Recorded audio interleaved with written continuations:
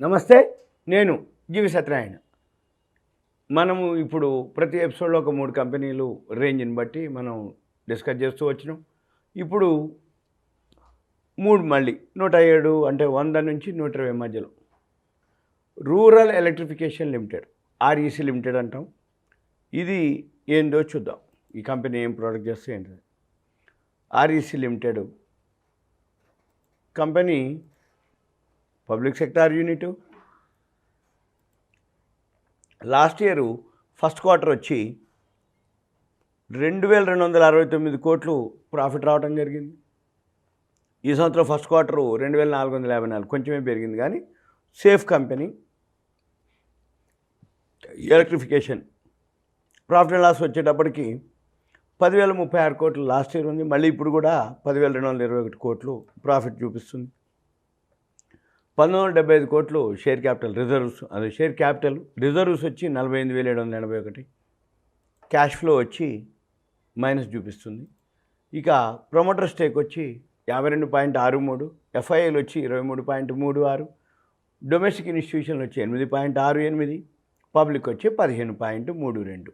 ఇక peers same, అంటే ఎవరెవరు ఉన్నారు ఆర్ఈసీ లిమిటెడ్కి, పవర్ ఫైనాన్స్, ఐఆర్ఎఫ్సి, ఐఎఫ్ఎస్సి, ఇవి అనమాట. తర్వాత already 50 days 200 days moving average దాటిపోయిండు, పైనుంచి కిందికి వస్తుంది. మళ్ళీ కిందికి వచ్చి వీ షేప్లో తిరిగినప్పుడే మనము ఎంటర్ అవ్వాల్సి ఉంటుంది. తర్వాత ఇది కంపెనీ యొక్క ఇన్ఫర్మేషన్. మళ్ళీ మనం ఇక్కడికి వెళ్ళి ఈ వెబ్సైట్కి వెళ్ళినట్టయితే మనము వీళ్ళు ఏమేం చేస్తారో చూడొచ్చు. ఎప్పుడైనా కానీ మనం ఏం చూసినా ఆ కంపెనీ ప్రోడక్ట్కి వెళ్తే ఆ వెబ్సైట్కి వెళ్ళాలి. వెళ్తున్నప్పుడు మనకు తెలుస్తుంది అదేం చేస్తుంది. ఇది ఆర్ఈసీ ఏదైతే ఉందో 10,000 megawatts and green energy finance అనమాట. అది ఎనర్జింగ్ అండ్ ఎంపవరింగ్ ఇండియా. ఇది 1969 నుంచి ఉంది కంపెనీ. ఇది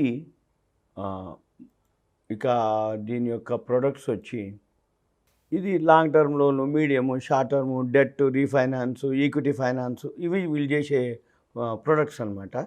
ఇక financing of equipment manufacturing for power sector కోసమే.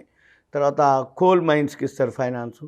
తర్వాత ఫండింగ్ వీళ్ళు ఎసెట్స్ అనమాట, అంటే equity component of power utilities కోసం వీళ్ళు ఫండింగ్ చేస్తారు. తర్వాత loan policy, revolving bills payment. వీళ్ళు ఫైనాన్షియల్ సర్వీసెస్, అంటే పవర్ సెక్టార్కి సంబంధించినటువంటి పవర్ ఇన్ఫ్రాస్ట్రక్చర్కి కావాల్సిన ఫైనాన్షియల్గా వీళ్ళు ఇవ్వటం జరుగుతుంది. మన తర్వాత ఇంకా నెక్స్ట్ వచ్చి ఇంకొక కంపెనీ ఫెడరల్ బ్యాంక్. ఈ ఫెడరల్ బ్యాంక్ ఏంటో చూద్దాం. ఫెడరల్ బ్యాంక్ వచ్చి ఇవాళ 120.70 ఉంది. Federal bank last year first quarter వచ్చి 361 కోట్లు రావడం జరిగింది. ఈ సంవత్సరం ఫస్ట్ క్వార్టర్లో 645 కోట్లు రావడం జరిగింది. అంటే నియర్లీ 100% అనుకోండి. 360కి 722, కానీ 645 కోట్లు వచ్చింది. ఇక ఓవరాల్గా 1 ఇయర్కి 2,281 కోట్లు వస్తుంది అనేది టీటీఎం, ట్రైలింగ్ ఫర్ 12 months. అంటే రాబోయే మార్చి ఫైనాన్షియల్ ఇయర్ అయిపోయే టైంకి 22, 23 అయిపోయే టైంకి 2,281. లాస్ట్ ఇయర్ వచ్చి 1,996 కోట్లు. ఇక బ్యాలెన్స్ షీట్ వచ్చి 421 కోట్లు షేర్ క్యాపిటల్, రిజర్వ్లు వచ్చి 18,835 కోట్లు. ఇది క్యాష్ ఫ్లో 1,320. ఇక ప్రమోటర్ ఉండరు దీనికి.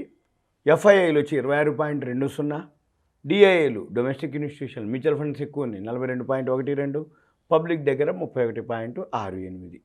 తర్వాత పీర్స్ సేమ్, ఇది ప్రైవేట్ సెక్టార్ బ్యాంకు. ఇది అంటే హెచ్డిఎఫ్సి, ఐసిఐసిఐ, ఇవన్నీ బ్యాంకులు. ఇక నెక్స్ట్ చార్ట్ వచ్చేటప్పటికి already 50 days 200 days moving average ఎప్పుడో దాటిపోయిండు. ఇప్పుడు 120 దగ్గరలో ఉంది. ఇంకపోతే ఫెడరల్ బ్యాంక్ ఏం చేస్తుంది, సేమ్ ఇక బ్యాంకులకు మాదిరి, మిగతా బ్యాంకుల మాదిరి ఎస్బీఐ అకౌంట్లు, లోన్లు. ఇవి ఫెడరల్ బ్యాంక్. ఇది పర్సనల్ లోన్లు, ఎన్ఆర్ఐలు, బిజినెస్లు, ఇక మామూలు ఎస్బీఐ అకౌంట్లు, కరెంట్ అకౌంట్లు, గోల్డ్ లోన్లు, కార్ లోన్లు, హౌసింగ్ లోన్లు, ప్రాపర్టీ లోన్లు. ఇది ఇన్సూరెన్స్, వెల్త్, హెల్త్, ఇక క్రెడిట్ కార్డులు, డెబిట్ కార్డులు. ఇవి ఇక సింపుల్గా అన్ని బ్యాంకులు చేసినట్టే ఇది కూడా బ్యాంకింగ్ సర్వీస్ చేస్తుంది. ఇది చూడవచ్చు ఫెడరల్ బ్యాంకు. ఇక తర్వాత మనము ఇంకొక స్క్రిప్టు ఆర్బిఎల్ బ్యాంకు సేమ్ మళ్ళీ ఇది కూడా బ్యాంకే. ఆర్బిఎల్ బ్యాంకు ఇది 121లో ఉంది. ఈ ఆర్బిఎల్ బ్యాంక్ వచ్చి రిజల్ట్స్ ఎలా ఉన్నాయో ఒకసారి చూద్దాం.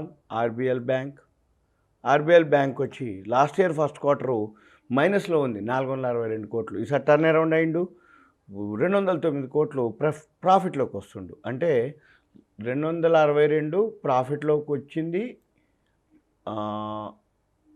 209 కోట్లు. అంటే సంవత్సరానికి ఎంత అవుతుంది? 832 కోట్లు. అయితే లాస్ట్ ఇయర్ మైనస్లో ఉంది, 166 కోట్లు. ఆర్బిఎల్ బ్యాంకు ఇప్పుడు ఉన్న వాటిల్లో ఓకే. ఎందుకు అంటే -166 నుంచి 836 కోట్లు ప్రాఫిట్లోకి పోతుంది. అయితే టీటీఎం మాత్రం 505. ఆ లెక్కనేసినా కూడా టర్న్ అరౌండ్ అనమాట ఇది. ఏది? RBL bank. బ్యాలెన్స్ షీట్ వచ్చేటప్పటికి 600 కోట్లు ఈక్విటీకి ఉంది. రిజర్వ్లు వచ్చి 11,931 కోట్లు. క్యాష్ ఫ్లో ఓకే, 6,076 చూపిస్తుంది. ఇన్వెస్టర్స్ అంటే ఎఫ్ఐఐలు 28.50, డిఐలు వచ్చి 11.64, గవర్నమెంట్ వచ్చి ఓన్లీ 0.36, పబ్లిక్ దగ్గర ఎక్కువ ఉంది 59.50. ఇక peers same, HDFC bank, ICICI bank, ఇవి బ్యాంకులు అనమాట.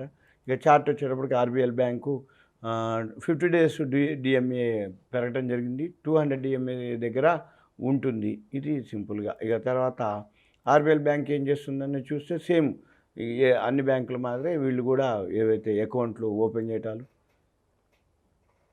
డిజిటల్ అకౌంట్లు, క్రెడిట్ కార్డ్స్, సేమ్ ఎన్ఆర్ఐ డిపాజిట్లు, డిజిటల్ సేవింగ్స్ అకౌంట్లు, ఫిక్స్డ్ డిపాజిట్లు, ఇవి సింపుల్గా జనరల్గా ఎక్కడ జరిగినా ఇంక ఇవే. ఎస్బీఐ అకౌంట్లు, కరెంట్ అకౌంట్లు, లోన్లు, హౌసింగ్ లోన్లు, శాలరీ అకౌంట్లు, బిజినెస్ లోన్లు, అగ్రికల్చర్ బిజినెస్ లోన్లు, ఇన్వెస్ట్మెంట్ సర్వీసెస్, ఇన్సూరెన్స్లు, పర్సనల్ లోన్లు, మ్యూచువల్ ఫండ్స్, సింపుల్గా ఇవే. జనరల్గా ఏ బ్యాంక్ చేసినా ఇదే పని, ఇది కూడా చేసేది అదే. మనం చూడవలసింది ఏంటిది? ఏ బ్యాంకులో ఎంత డిపాజిట్లోనే ఎంత ప్రాఫిట్ ఉంది, టర్న్ అరౌండ్ అవుతుందా లేదా అనేది చూడాలి. 7% రేట్ ఆఫ్ ఇంట్రెస్ట్ ఇస్తామని, సేవింగ్స్ అకౌంట్కి 6 ఇస్తామని, పర్సనల్ ఓకే. ఇక ఇవన్నీ అనమాట.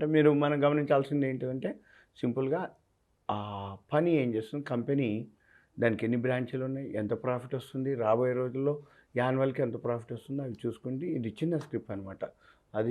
ఇది ఆర్బిఎల్ బ్యాంకు. ఇది సింపుల్గా మీకు ఇది కూడా ఒక awareness, education, knowledge purpose. First quarter రిజల్ట్స్ని బట్టి మనము చెప్పడం జరుగుతుంది. మళ్ళీ సెకండ్ క్వార్టర్ రిజల్ట్స్ ఇలా ఉంటుంది అనేది తెలియదు. మళ్ళీ అక్టోబర్లో సెకండ్ క్వార్టరు రిజల్ట్స్ వచ్చినప్పుడు పర్ఫార్మెన్స్ బాగుంటే ఇంకా పైకి వెళ్తుంది, లేకపోతే డౌన్ అయ్యే అవకాశాలు కూడా ఉన్నది. మీకు ఒక ఓన్లీ ఇన్ఫర్మేషన్ మాత్రమే. సుమన్ టీవీ ప్రేక్షకులకి ధన్యవాదాలు. Thank you. సెలవు.